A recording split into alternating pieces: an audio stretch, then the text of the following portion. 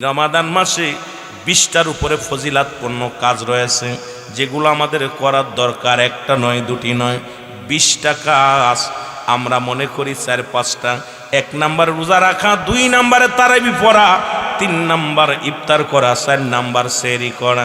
মনে করি এই 4টের মধ্যে সীমাবদ্ধ রেখে দিই রে মুসলমান।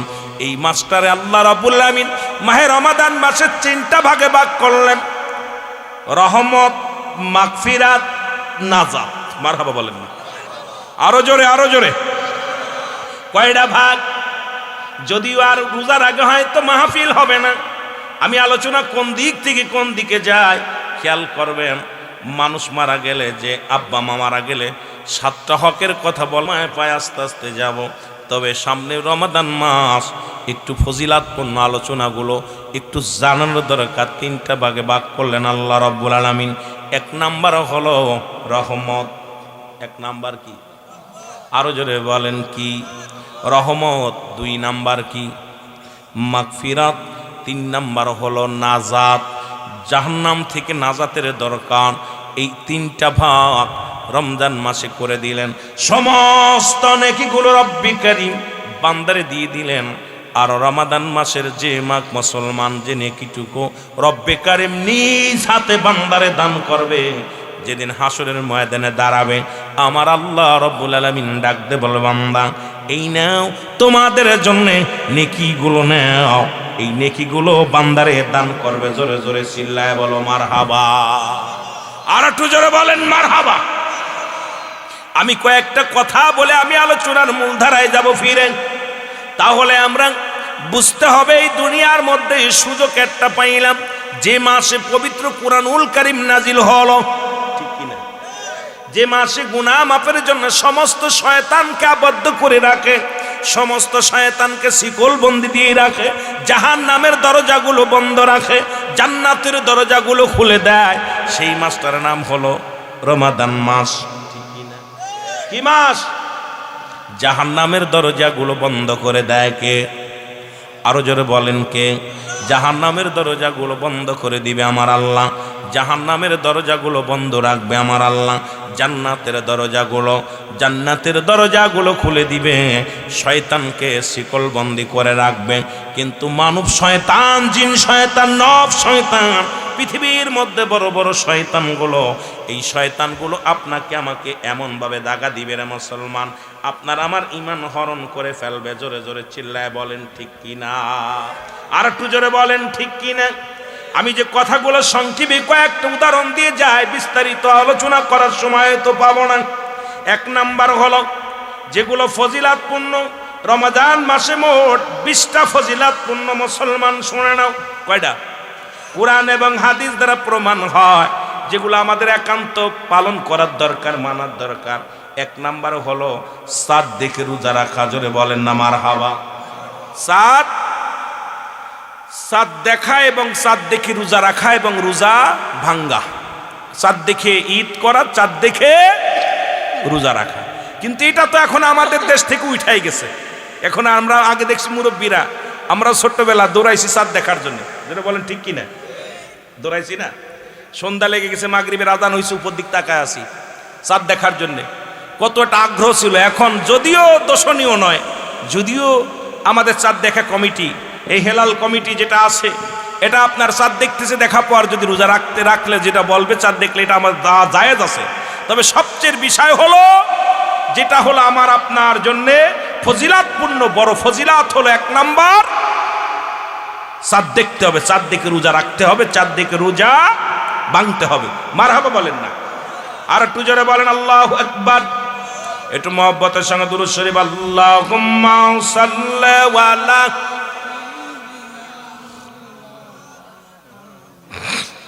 নবিয়ানা শাফিয়ানা মাওলানা মুহাম্মদ। আল্লাহুম্মা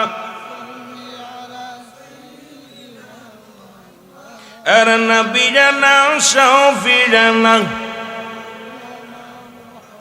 উড়ে যাও রে রাতের হাওয়া, যাও রে উড়ে মদিনায়, এ গোলামের সালাম খানি, এই গোলামের সালাম খানি পৌঁছাই দিও রওয়া যায় আল্লাহুম্মা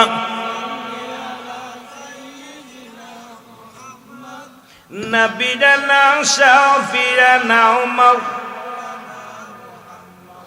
এ ভাইরা আমার, বন্ধুরা আমার, তবু চিন্তা করবো আজ থেকে বছরে রমাদান মাসের চাঁদটা দেখার জন্য বড় আশা করছেন কে কে একটু হাত তোলেন। আল্লাহ কবুল করো, জোরে বলেন আমিন, আরো জোরে বলেন আমিন। রব্বুল আলামিন এই শাবান মাসটা যখন অতিবাহিত হয়ে যাবে, রমাদান মাস যখন আমাদের মাঝে আসবে, ওই চাঁদটা যেন আমাদের সবার নসিবে দেখায় দিও। রমাদান মাসের ফজিলাতপূর্ণ চাঁদটা যেন দেখতে পারি। জোরে জোরে চিল্লায় বলেন মারহাবা, আর একটু জোরে বলেন। দুই নাম্বার হলো রোজা রাখা। যেই চাঁদ দেখছেন পরের দিন থেকে রোজা সঙ্গে সঙ্গে ওই দিন রাত্রি খাওয়া, রোজা রাখা। জোরে বলেন মারহাবা, আর একটু জোরে বলেন। এখন রোজা হলো সাবাল্যক নাবাল্যকের উপরে নয়, নাবালিকার উপরে নয়। এ যুবক, রোজার যে ফজিলাত এই পৃথিবীর মধ্যে, এই রোজা রাখতে হবে মুসলমান। রমাদান মাসে আমরা রমজান মাসের পবিত্রতা রক্ষার্থে মুসলমান 2 নাম্বার অবশ্যই রোজা রাখবেন।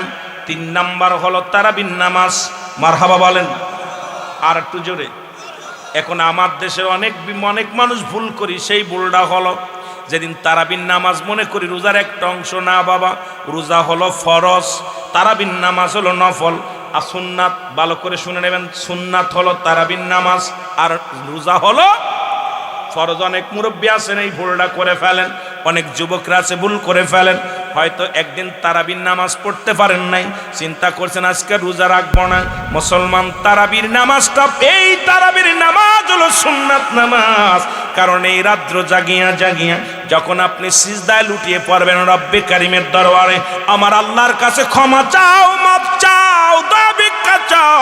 এ যুবক, সুতরাং তারাবির নামাজগুলো দাঁড়ায়া দাঁড়ায়া তোমরা যখন আদায় করবে, আমার আল্লাহ পাক খুশি হয়ে অসংখ্য ফেরেশতা পাঠিয়ে দিবে জমিনের মধ্যে। যাও, অমুক ব্যক্তি সারাদিন সিয়াম ছিল, রোজা ছিল, সাধনা করেছে, জ্বালিয়ে পুড়িয়ে দিয়েছে, দেহের কাফারা স্বরূপ মুসলমান এই দেহের কাফারা দিছে, দেহের যাকাত দিছে। ওই লোকটা দাঁড়ায়া দাঁড়ায়া যখন সালাত আদায় করে, অসংখ্য ফেরেশতারা রব্বে কারিমের দরবারে প্রশংসা করে। জোরে জোরে চিল্লায়া বলা যাবে না মারহাবা, আর একটু জোরে বলেন মারহাবা।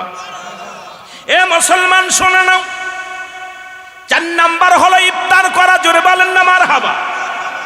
আমি যে প্রকারগুলো 20টা ফজিলাত, অনেকে 4টা ফজিলাত আমরা মনে করি, ইফতার, রোজা, সেহেরি আর তারাবি।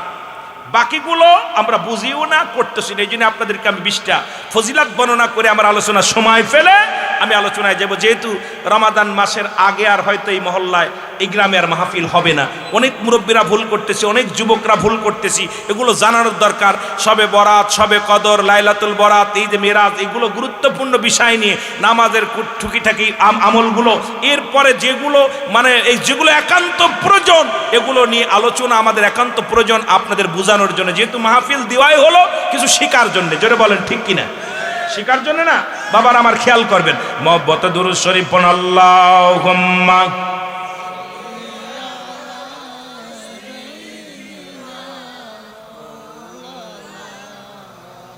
ওয়ালা আলি সাইয়্যিদিনা।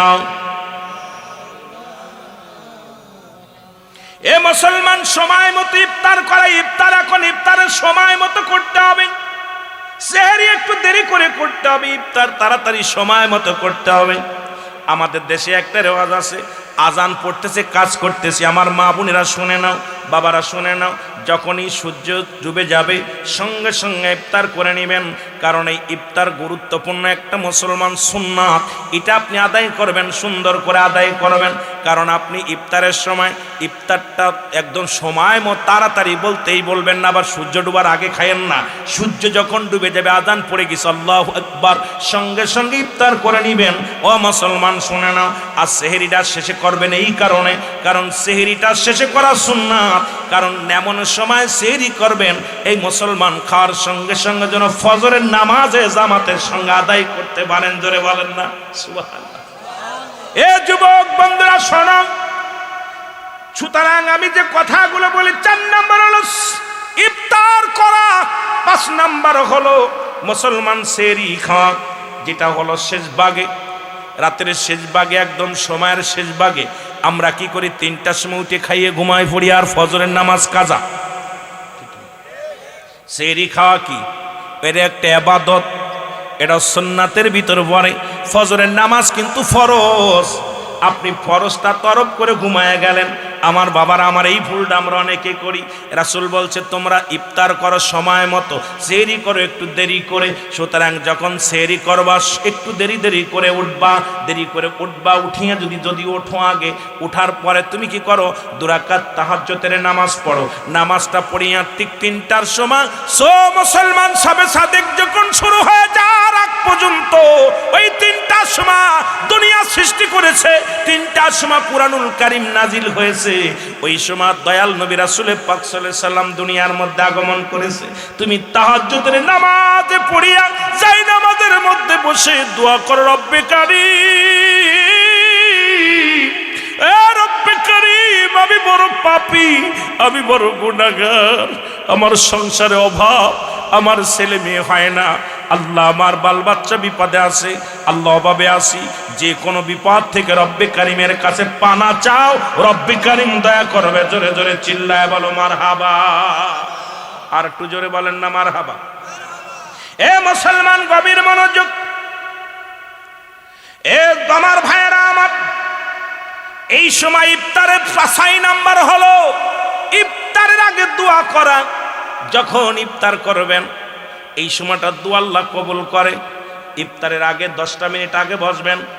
অনেক আমরা এই যে ভুলটা করি, আমি যে ভুল বোঝানোর জন্যে শুধু ফজিলাতপূর্ণ কথাগুলো বোঝায় দিয়ে যাই সংক্ষেপে আপনাদেরকে। অনেক সময় দেখা যায় ইফতারের সময় দৌড়াদৌড়ি করি, দৌড়ে ইফতার করা শুরু করি, নারে বাজান না। কারণ আল্লাহর দরবারে এই ইফতার সামনে নিয়ে যখন বান্দা খানা সামনে নিয়ে খায় না, নাড়াচাড়া করে, রব্বে কারিম খুশি হয়ে ফেরেশতাদের ডাকতে বলে, ফেরেশতারা তাকায় দেখো রে, অমুক গ্রামে অমুক ব্যক্তি খানা সামনে নিয়ে সারাদিন ক্ষুধার্ত বুঝতে আছে, এত বড় নিয়ামত পায় কালে দেয় না। কারণ ওই রব্বে কারিমের ভয় তার অন্তর ভিতরে ডাকছে। এই সময়টার দোয়া আল্লাহর দরবারে কবুল হয়ে যায়। জোরে বলা যাবে না মারহাবা। সুতরাং একটু ছোট পারলে দোয়া করবেন, হাত উঠা, রব্বানা জালামনা আনফুসানা ওয়া ইল্লাম তাগফির লানা ওয়া তারহামনা লানাকুনান্না মিনাল খাসিরিন। যদি আরবি না পারেন বলবেন, আল্লাহ আমার তুমি মাফ করে দাও, জীবিতদের মাফ করে দাও, মুর্দাদের মাফ করে দাও। আল্লাহ যা মন চায় তাই বলে দোয়া করো, আল্লাহ এটা দাও ওটা করো, এই নিয়ামত দাও। বাংলা তো বলতে পারবেন। যদি আপনি দোয়া না করতে পারেন মুসলমান শুনে নেন, আল্লাহর দরবারে যদি হাত উঠায় দোয়া যদি আরবিতে না পারেন বাংলায় বলেন, বাংলায় না বললেও আপনি মন থেকে বলেন, আল্লাহ আমি পাপী, আমি গুনাহগার, তোমার নিয়ামত নিয়ে সামনে বসেছি, হাত উঠায় দিলাম তোমার দরবার, আল্লাহ তুমি দয়া করো, তুমি রহমত দান করো। জোরে জোরে বলেন মারহাবা। 7 নাম্বার হলো মিথ্যা পরিহার করা। খোদার কসম করে বলি, যদি কোনো ব্যক্তি রোজা থেকে মিথ্যা বলেন, ও রোজা রাখা শুধু শুধু সারাদিন উপোস থাকবেন, কোনো কাজ হবে না, নিজের নফসকে কষ্ট দেয়া। সুতরাং 7 নাম্বার হলো ফজিলাত হলো আপনি রোজা রেখে মিথ্যা বলতে পারবেন না, মিথ্যা বলতে পারবেন না। মিথ্যা হলো সমস্ত পাপের মা। সুতরাং মিথ্যা পরিহার করতে হবে। আমার দেশে অসংখ্য মানুষ, যত কম কথা বলতে পারবেন ততই লাভ। সুতরাং আপনি দুনিয়ার মধ্যে যখন রোজা রাখবেন, 7 নাম্বারটা হলো আপনি মিথ্যাকে পরিহার করতে হবে। রোজা শুধু দেহের খোরাক নয়, মুসলমান সমস্ত দেহকে জ্বালিয়ে পুড়িয়ে দেওয়া। এখন আপনি মিথ্যাও ছাড়তে পারেন না, চগলখড়িও ছাড়তে পারেন না, দুনিয়ার মধ্যে ঘুষ শুধু ছাড়তে পারেন না। মানুষ দেখেন রোজা রেখে লাভ কি, লাভ কি?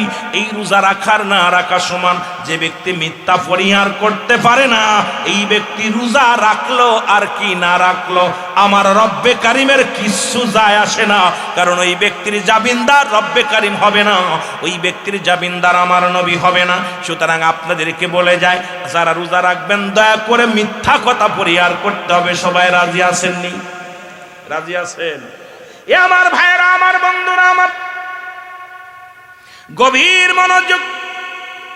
এ মুসলমান, মুসলমান গভীর মনোযোগ। এইগুলো আমাদেরকে বুঝতে হবে আগে। আমরা ঝগড়াঝাটি, ও মুসলমান 8 নাম্বার হলো ঝগড়াঝাটি করা যাবে না। আমাদের দেশে অনেক মা বোনেরা বাবারা আছে, দেখা যায় অনেক ফ্যামিলিতে আপনার ইফতারের টাইমে ঝামেলা, শয়তান এসে বেশি আগ্রহ করে। একটু বলতে পারেন, হুজুর একটু আগে তো বললেন শয়তানকে বেঁধে রাখে শিকল দিয়ে। দেখুন এই শয়তান আসে কোথা থেকে? আসল শয়তান বেঁধে রাখে, কিন্তু মানব শয়তান এইটারে বানতে পারে নাই। নফস শয়তান বানতে পারেন, ইবলিস শয়তানের পায়ে শিকল দেওয়া আছে, কিন্তু এই মানব ছাড়া জীবন শয়তানের আশ্রয় চলছি। দেখা যায় ইফতারের সময় অনেক মুরব্বী আছে, অনেক ছেলে মেয়েরা আছে, ঝামেলা বেঁধে যায়। ওই সময় পিটাপিটি, কিলাকিলি, গুড়াগুড়ি, বকাবকি, কাজাকাজি লেগে যায়। জোরে বলেন ঠিক কিনা? রাসূল বলছে খবরদার, রোজা রেখে কখনো ঝগড়াঝাটি করবেন না। ঝগড়াঝাটি হয়েছে, আপনি বলবেন ভাই আমি রোজা আছে। এক কথা আপনাকে গালি দিছে, ভাই আমি রোজা। একজন পায়ে পাড়া দিয়ে ভাই আমি রোজা আছে। এক কথায় বলে দেবেন ভাই আমি এখন রোজা। সুবহানাল্লাহ বলেন না? ঝগড়াঝাটি করলে রোজা রাখা আর না রাখা, ওই না খেয়ে থাকা আর রোজা না রাখা একই সমান সওয়াব হবে। কারণ ওইটা কাজ হইব না। সারাদিন আপনার নফসের কষ্ট দিলেন, সারাদিন আপনি কি করলেন? নফসের কষ্ট দিলেন। এ মুসলমান শোনা নাও, রোজার 7 নাম্বার হলো নিজে ইফতার করবেন, অন্যকে ইফতার করাইবেন তৃপ্তি সহকারে। আপনি যা পারবেন। আপনি এখন আমাদের দেশে আর একটা বিপদ আছে, যদি আপনার ইফতার করায় মনে করে আমার রোজাটা নিয়ে যাচ্ছে, ঠিক না? এরকম কিছু অশিক্ষিত মানুষ আছে, ওদের ধারণা যদি একটু খাওয়ায় চিন্তা করে আমার রোজাটা মনে হয় উনি নিয়ে যাচ্ছে, দেওয়া যাবে না। আমরা দেখছি অনেক মুরব্বীরা বাড়ি থেকে খেজুর নিয়ে আসে, খেজুর এনে কোমরে থই, এটা খাইয়ে তাই রোজা ভাঙ্গে। পরের বাড়ি খাইতে গেলে দাওয়াত দিলে পানি খায়া খেজুরটা খাইয়া রোজা ভাঙ্গে, যে না ওরে রোজা দেওয়া যাবে না। খোদার কসম, আপনার রোজা থেকে কিঞ্চিত পরিমাণ অংশ কমানো হবে না, আপনার সব পরিপূর্ণ থাকবে। আর আপনাকে যিনি ইফতার করাইবে আল্লাহ রাব্বুল আলামিন উনার দ্বিগুণ সব আল্লাহ তাআলা আমলনামায় দিবে। জোরে বলেন না সুবহানাল্লাহ? আর একটু জোরে বলেন। তবে সাধ্য মতো ভালো করে তৃপ্তি সহকারে খাবেন, সাধ্য মতো। এখন আপনাকে বললাম ভালো মন্দ খাওয়াইতে আপনার তৌফিক নাই, আপনি যা পারছেন সাধ্য মতো আদবের সঙ্গে ভালোবেসে মহব্বত করে তাকে ইফতার করাবেন। ওই ইফতারটা করানোর পর আপনি ওই ব্যক্তি সারাদিন রোজা রেখে যে সওয়াব অর্জন করছে দ্বিগুণ সওয়াব আপনাকে আল্লাহ দান করবে। তবে উনার থেকে কিঞ্চিত পরিমাণ নেওয়া হবে না। সুবহানাল্লাহ বলেন না? কথা কি বোঝেন? সুতরাং রোজাদারের ফজিলত যে কত পরিপূর্ণ, আল্লাহ পাক কত নিয়ামত দান করছে, আমরা না বুঝার কারণে অনেকেই ভুলটা করে থাকি। খবরদার, আপনি দাওয়াত দিলে যাবেন, দাওয়াত খাবেন, তবে আবার রোজা না থেকে খায়েন না। আমাদের অনেক যুবকরা আছে সারাদিন রোজা রাখে না, ইফতারের সময় হইলে যদি দাওয়াত হয় যাই আগে সামনের কাতারে বসে। আছে না এরকম কিছু? ও তো রোজা রাখছিল না, খাওয়ানো সব আছে, কিন্তু রোজাদারের সঙ্গে বেয়াদবি হয়ে যাবে। যদি এই সময়টা আপনি মেহমানদারি করেন, তাদের মেহমানদারি করেন, মাঝে মাঝে আপনিও খান, এতে আপনার সওয়াব হবে কি? একজন রোজাদারকে আপনি মেহমানদারি করতেছেন, তাকে আপ্যায়ন করতেছেন, একটু পানি আগায় দিচ্ছেন, একটু আপনি খুরমা আগায় দিচ্ছেন, তারা সাহায্য করলেন, এতে আপনার সওয়াব হবে, আপনি খান, সমস্যা নেই। কিন্তু অনেক দেখা যায় রোজাদারে খেদমত করে, ও বয়া বয়া খায়। কতক্ষণ ঠিক কিনা? এগুলো পরিহার করতে হবে আমার বাবারা। সুতরাং আমাদেরকে বুঝতে হবে, আমার বাবারা, আমার অন্য মানুষকে কি করতে হবে? ইফতার করাইতে হবে। এটা সব বহু ফজিলাত। কারণ পৃথিবীর মধ্যে মানুষ অন্ন দান করার উপরে সব নাই। আপনি অন্ন দান করবেন, মানুষকে তৃপ্তি সহকারে খাওয়াইবেন, খাইয়ে আলহামদুলিল্লাহ বলবে, শুকরিয়া আদায় করবে কার? আরো যারা বলেন কার? আল্লাহ। এ আমার ভাইয়েরা, আমার বন্ধুরা, আমার 10 নাম্বার হলো কুরআনুল কারীম। এই রমজান মাসে, রমাদান মাসে কুরআনুল কারীম নিজেও পড়বেন, অন্যকেও পড়াবেন। কারণ এই কুরআনুল কারীম নাজিল হয়েছে রমজান মাসে, এইটার তালিম দিবেন।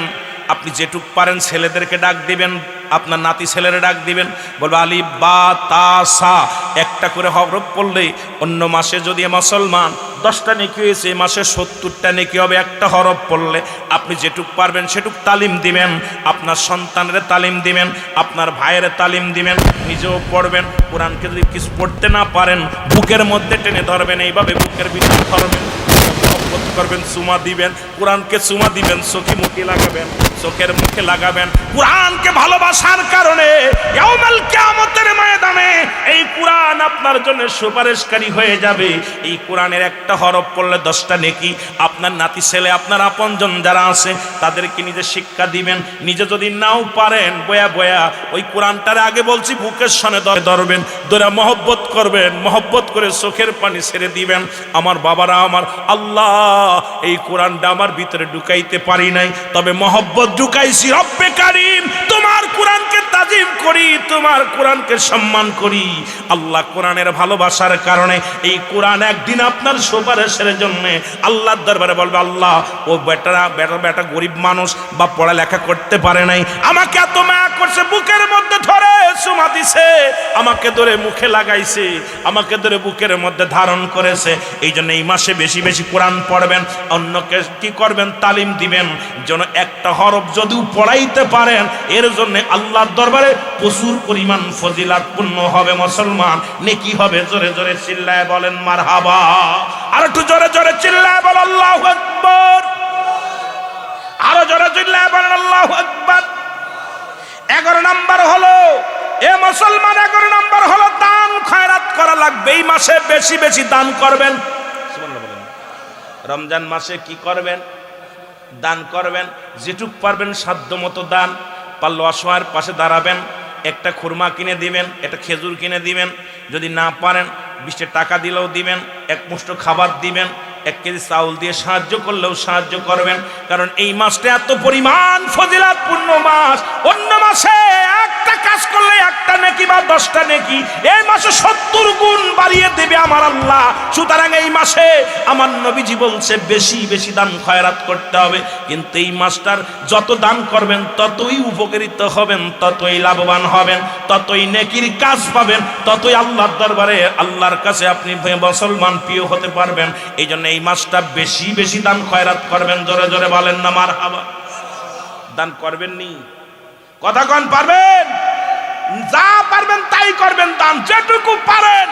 নিজে নেওয়ার চিন্তা করবেন না, দেওয়ার চিন্তা করবেন। খালি গুনাহ মাফের জন্য, আব্বা মার জন্য শুয়ে আছে কবরে, তাদের জন্য খালি নেকির জন্য আল্লাহ এই কাজটা করতেছে, আমার আব্বা মারে তুমি সব দাও, আল্লাহ আমার আব্বা মারে সুখে রাখো। জোরে বলেন না মারহাবা।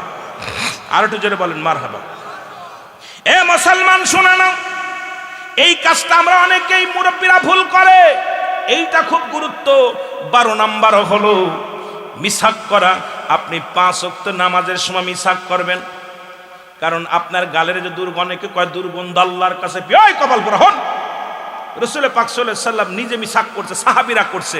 আপনি যখন রোজা থেকে আসতে 2টা ডলা দিয়ে 3টা সেটে ডলা প্রতি 5 বার, না পারলেও 3 বার 4 বার মিসাক করবেন। অনেকে কয় রোজা থেকে মিসাক করলে বিরাজ করা যাবে না। মিসাক করবেন, ওই গুল দিয়ে আবার ডলা দিয়েন না। কথা বুঝছেন? গুল দিয়ে আবার ডলা দিয়ে, অনেকে গুল আছে মহিলারা হাতের পর 1 কেজি নিয়ে ডলা দিল, হুজুরি তো আবার মিসাক করতে কইছি, ডলা দিতে বিপদের মধ্যে আছি। যারা বলেন ঠিক কিনা? এখন টুথপেস্ট নিয়ে ডললো, সারাদিন ভরে এরম ডলাডলি করলো না। মিসাক করতে হবে যেটা জয়তুনের ডাল দিয়া, বা আপনি ধরে কিছু না পান একটা আষ্টাল বা একটা ইসের যেটা দুর্গন্ধযুক্ত না, মুক্ত, এটাকে আপনি ব্যবহার করবেন। 5 ওয়াক্ত নামাজের সময় মিসাক করবেন, এটা করা সুন্নাত। রাসূল পাক সাল্লাল্লাহু আলাইহি সাল্লাম বলছে তোমরা রোজা রেখেও বেশি বেশি করে মিসাক করবা। জোরে বলেন না মারহাবা। আর একটু জোরে বলেন মারহাবা। করবেন তো মিসাক। অনেকের গালে গন্ধ জ্বলে নামাজ পড়া যায় না। ফজরের সময় দাঁড়ায় কাতারে এসে সুবহানাল্লাহিল আযীম কয়, সুবহানাল্লাহিল আলা কয়, আর গাল দিয়ে বক বক করে গন্ধ বের। পাশে যে নামাজ পড়ে ও কয় নাক ঠেসে ধরবে না, সূরা কিরাত পড়বে, বিপদের মধ্যে আছে। জোরে বলেন ঠিক কিনা? ও যদি খালি এরম হা করে আর এত গন্ধ, এই জন্য গন্ধ দুর্মুক্ত যেন হয়ে যায়। কোন গন্ধটা আল্লাহর কাছে প্রিয় হয়? এই 5 ওয়াক্ত নামাজের সময় আপনি বিরাজ করার পর, মিসাক করার পর এরপরে যে দুর্গন্ধটা আসে এটা আল্লাহর কাছে প্রিয় হয়ে যায়। মারহাবা বলেন না? কিন্তু আপনি মুখ ধুলেন না, বিরাসও করলেন না, সারাদিন খালি ঘুমাইলেন, ঘুমায় একদিন নামাজের সময় যাও 2-1 শক্ত গিলেন, আপনার দুর্গন্ধে পাশে যারা নামাজ পড়ে এদের নামাজ ছুটে যায়। অনেক সময় দেখছি গন্ধে আপনারা হয়তো নামাজ যারা বেশি পড়েন তারা হয়তো খেয়াল করবেন, দেখবেন অনেক মানুষের এত দুর্গন্ধ গালে। এখন ওরা কইলে কই আল্লাহ তো পছন্দ, আর আল্লাহ পছন্দ করতে বিরাজ করছস তো করিস নি, গালে তো জোর করে গন্ধ বানাইছস। জোরে বলেন ঠিক কি না? গন্ধ করছে কি? এই জন্য আপনাদেরকে বলবো আপনারা মিসাক করবেন, এটা সুন্নাত। সুবহানাল্লাহ বলেন না? আরো জোরে বলেন। এই যে আমি জানাই দিচ্ছি, আমি 20টা ফজিলাত আপনাকে জানানোর একটাই কারণ, আমি আর সুযোগ পাবো না আপনাদের মাঝে আর হয়তো আসার। এই জন্য হঠাৎ করে আমি লাইনে ওদিকে আব্বামার ওয়াজ করতে যে হঠাৎ করে আবার চলে আসলাম এদিকে, যে মাহে রমাদান মাস সামনে, একটু যদি ফজিলাতপূর্ণ কিছু কথা বলতে পারি, এই যেগুলো অনেকেই বিরাজ করি না, খাওয়ার পরে এ করি ও করি, অনেক ভুলের মধ্যে আসি, এইগুলো আমাদেরকে আগে শুধরানোর জন্য আলোচনা আনতে হবে। এই জন্য আমাদেরকে এখানে একটা বিদ্যালয়, আমরা শিক্ষক আপনারা ছাত্র, যদিও আপনারা বড় আমার সাথে শিক্ষিত বেশি, তবে আমি এখন চেয়ারে বসেছি, এখন আলোচনা করতে, এখন আপনাদের শিক্ষক হয়তো আমার সাথে বেশি ভালো জানেন, আপনারা আমরা চাইতে মাসলা মাসাইল বেশি ভালো জানেন, তবুও এখন আমি যেহেতু বলতেছি এগুলো শুনতে হবে।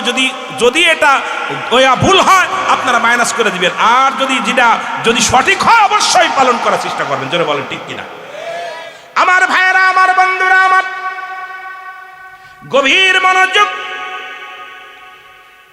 গভীর মনোযোগ মুসলমান শুনে নাও।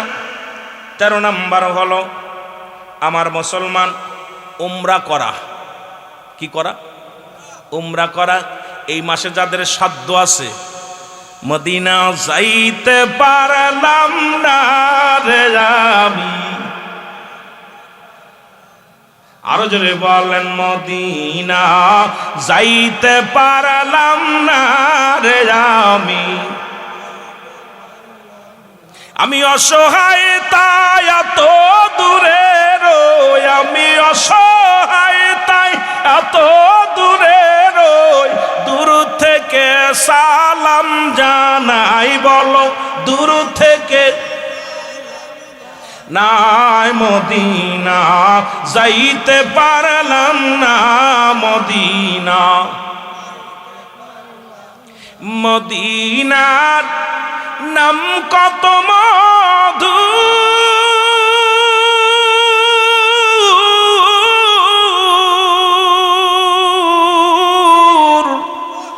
মদিনা আর যে কত দূর,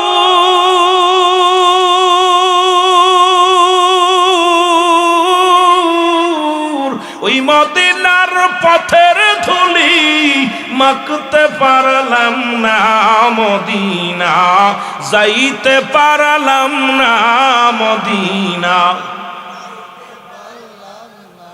আল্লাহ রাস্তায় যাদের সাধ্য আছে, সম্পদ আছে, নেশাব পরিমাণ মাল আছে, দয়া করে উমরা করে আসবেন। উত্তম হলো, ফজিলাত হলো মাহে রমাদান মাসে উমরা করতে হবে। মারহাবা বলেন না?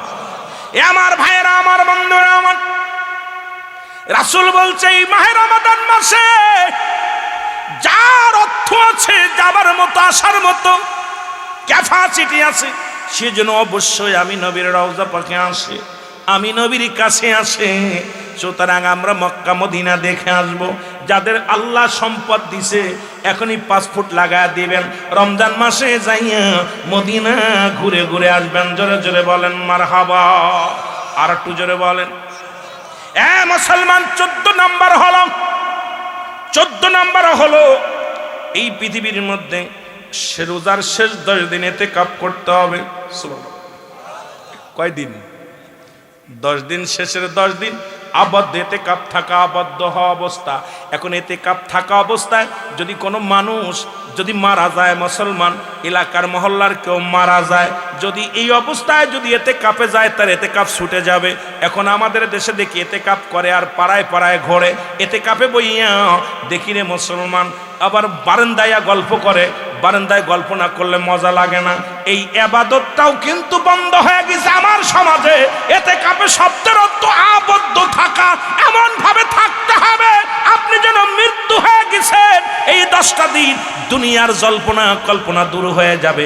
মসজিদে বা বাড়ির মধ্যে, আপনি ঘরের মধ্যে মেয়ে ছেলে হলে ঘরের মধ্যে আপনি মসজিদের মধ্যে স্পেশাল ইবাদত করবেন।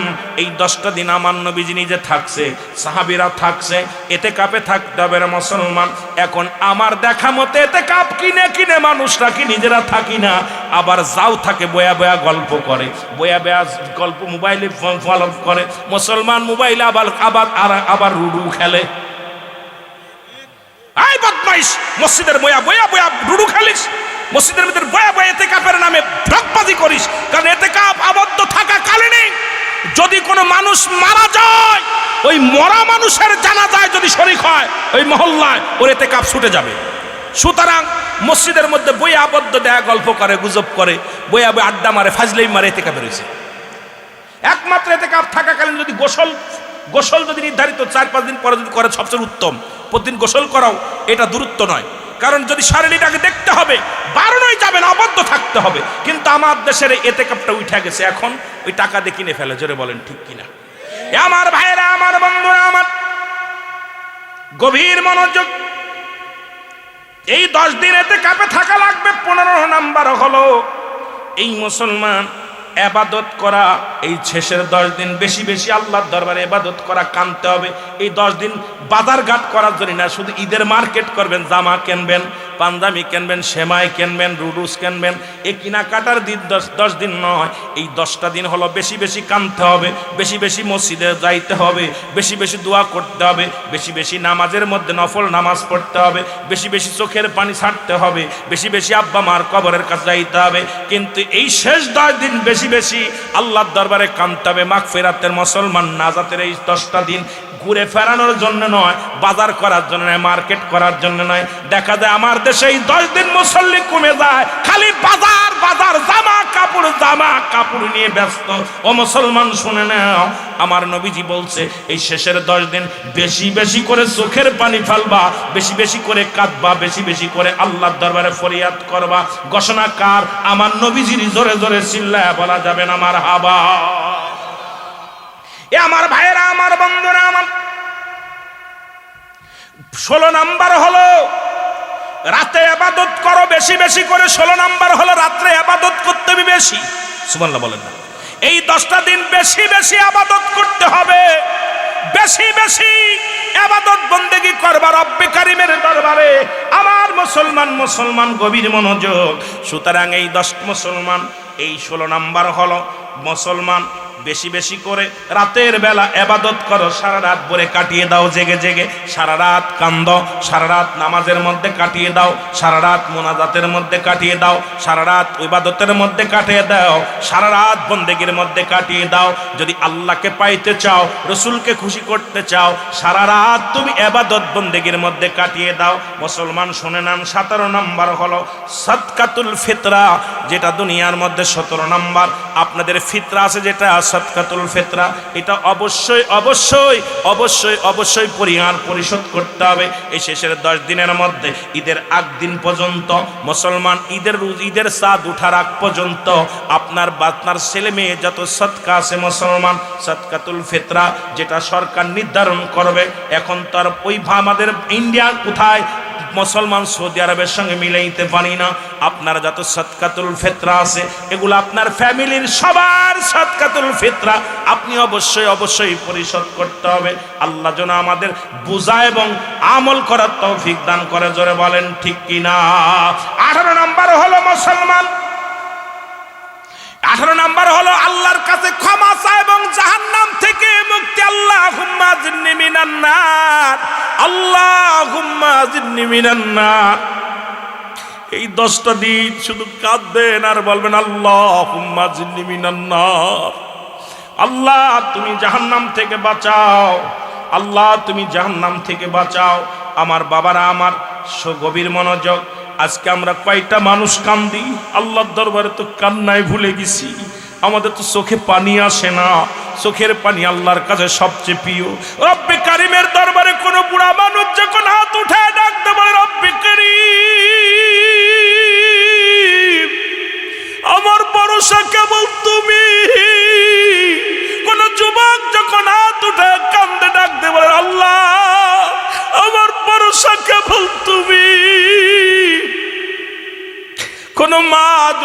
উঠে ডাক দে বলে, আল্লাহ আমার ভরসা কেবল তুমি। আল্লাহ জাহান্নাম থেকে আমাদের বাঁচাও। সুতরাং আপনি আমি জাহান্নাম থেকে মুক্তি চাইতে হবে। মুসলমান শুনে নাও, শুনে নাও, ও মুসলমান শুনে নাও, এ মুসলমান শোনো, গভীর মনোযোগ।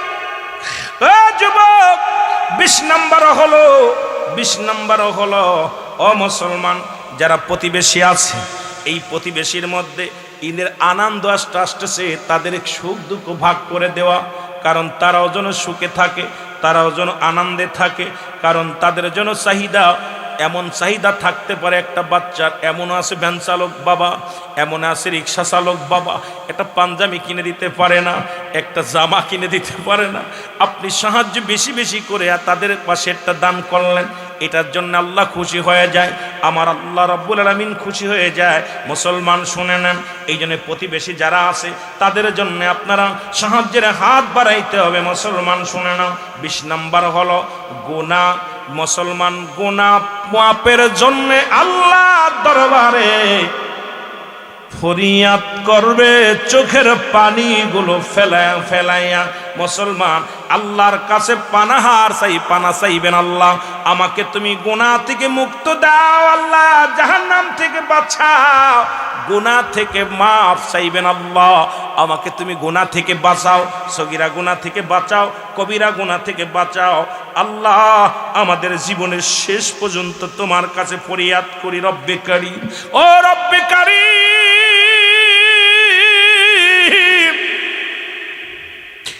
এই মায়ের রমাদান মাস সামনে আসতেছে, আল্লাহ এই রমাদান মাসের ফজিলাত আমরা যেন রমাদান মাসের পবিত্রতা রক্ষা করতে পারি। সকল বলো না আমিন।